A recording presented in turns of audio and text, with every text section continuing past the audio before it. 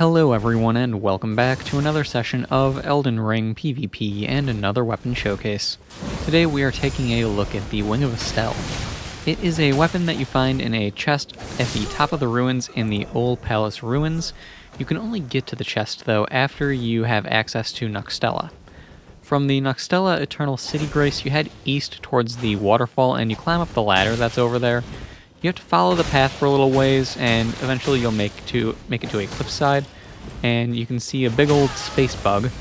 The chest is behind said space bug. So that's the way to get there. That's the brief explanation. I'll have an image on screen showing the location. Now, the Wing of Astel is a very fun weapon to use. There's just something fun about using weapons that shoot projectiles. Whether it's the Moonlight Greatsword or the Frozen Needle, this weapon and those weapons just have something fun about them. Being able to hit your opponent from a distance with that projectile is just satisfying. So, let's get started with the basics. The weapon requires 7 strength, 17 dexterity, and 20 intelligence to wield, and it weighs 2.5 units. It is a somber weapon, so you are stuck with the skill being Nebula, which is a bit of a shame. It's also not the good version of Nebula either, but we'll get into that in a minute or two. Aside from that, though, at plus 10, the weapon has a physical base damage of 159, a magic base damage of 191, an E scaling in strength, C in dexterity, and a B scaling in intelligence. So overall, a pretty decent weapon. Definitely a good intelligence weapon to have on hand, especially with the projectiles and with the utilities that the skill has. Now, even though I said the skill, or at least this version of Nebula, isn't great, there are still a couple of good uses for it.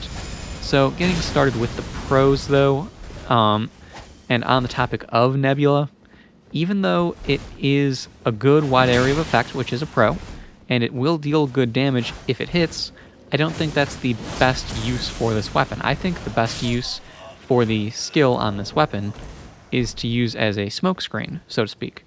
It really does a good job of obscuring what you're doing, whether that's charging up an R2 attack or casting a spell at your opponent if you do, play with this weapon on a casting capable build, unlike me, because, weapon showcases, not spell showcases. If you do have the option to cast with it, Nebula as a smokescreen works phenomenally. People can't see through it, and they're too busy dodging it, so if you can focus on trying to hit with a roll catch on your spell, it works, and it works well. Other pros of the weapon, of course, would be the beam that the R2 shoots. It is probably the biggest pro of the weapon. It makes the weapon extremely fun to use. It covers a good amount of distance. It's great at roll catching people as well. One thing that I've found to be surprisingly successful is a weird little combo of going for an R2, expecting your opponent to dodge, and if they are close enough and they dodge sideways, follow up with an R1. They'll expect to, have to dodge another projectile when you go for that R1, so they'll dodge away from you in a lot of instances when that happens. When they do that, if you follow up that R1 immediately with an R2, you'll end up getting a roll catch on them. It works surprisingly frequently. I did it a good amount in the focused PvP video on it, and I did it a few times in this video as well. It's a weird combo. It's not really truly a combo, but I've had a good amount of success doing it, so, it's just kind of one of those weird little things. Aside from that, though, the weapon has a good fast moveset. It's got good tracking because of its swings being horizontal, and aside from that, it does get a decent boost with the Magic Scorpion Charm, and that does boost its R2s as well, so all good things. Now, as far as cons of the weapon are concerned, it is split damage, which is a bit of a shame, of course. It would be really neat if this did pure magic damage. But the big issue with this weapon is that,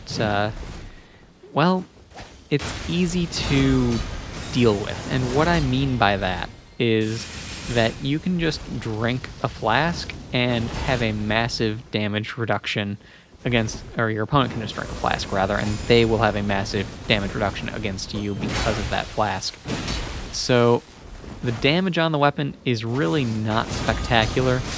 You'll see throughout a number of the fights in this video that a number of people didn't take very much damage. It took quite a bit of work to actually defeat my opponents because I'm only dealing 200 to 400 damage per hit. And yes, the hits are fast, but you really have to work for it compared to a lot of other weapons. And that's a bit of a shame, but it kind of just is what it is. It's one of the downsides of curved swords. They don't have the highest damage in the game. And that's fine. It's to be expected. But even still, it is a bit of a shame. Aside from that, though, I don't really have much in the way of cons for the weapon. Overall, it's just a decent weapon. It's fun to use. Its skill is a good utility for casters, and I enjoy this thing a lot. There's a lot of good going for it with the R2s as well. So overall, it's fun, and that's what matters. Now, aside from all of that, I don't really have much else to say about this weapon. The only thing that is really worth saying is that I do wish it had the other version of Nebula, the one that's on the Bastard Stars, because that is a very wide swing. It's a wider swing than this. It covers a good amount of distance. You sort of rush forward as you swing the weapon for that version of Nebula, and I feel like this weapon would definitely benefit immensely from having that version of Nebula instead. But it doesn't, so it is what it is, and that's fine. Now, all that said, the next showcase that you guys will see will be the Bastard Stars. After that, I've decided that we will be taking a look at the Bloody Helix and Eleonora's Pole Blade at some point, as well as the Regalia of... I don't know how to pronounce the word. I'll learn in the meantime. It's the Straight Sword Regalia one, not the Great Sword Regalia one, as well as the Ripple Halberd, the Ripple Crescent Halberd, or Crescent Ripple, whatever one it is. Those weapons are the ones that I'm interested in next. Those are the ones that you'll be seeing for the showcases and focused PvP immediately following this. The list that I have of weapons is growing rapidly, mostly due to suggestions from all of you guys and from the Discord. If you want to have more of a say, more of an input, feel free to join the Discord. You're all welcome to do so. And yeah, that's all I got. So, I hope you guys have enjoyed this video, found it helpful in one way or another. Please do all the YouTube things, leave a comment, like, subscribe, feed the algorithm. I appreciate it. And I'll see you all next time.